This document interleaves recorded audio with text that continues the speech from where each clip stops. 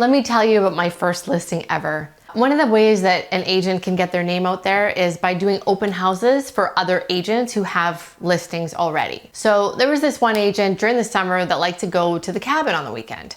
And I offered to do an open house on a property that they had that was sitting on the market for a little while. I had the seller's phone number, and following the open house, I contacted the seller as I would hope that an agent would do if I was the client. And just to give them some feedback, I let them know how many people had come to the house, the general comments, and just left it at that. I guess the other agent went away again. I did another open house. Following this one, I got a call directly from that seller, and they asked me if I might take over the listing. Now, I realize this is kind of a tricky situation because they already had an agent. This person was in my office. The seller contacted my broker directly and insisted that I took over the contract. Now, I spoke to the agent and it sounded like he was also on the same page.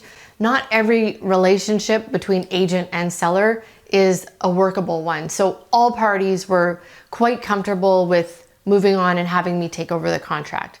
In the end, we ended up selling it just before the listing expired for almost the asking price. Everyone ended up pretty happy. It was such a cute house. I'm glad it worked out the way it did.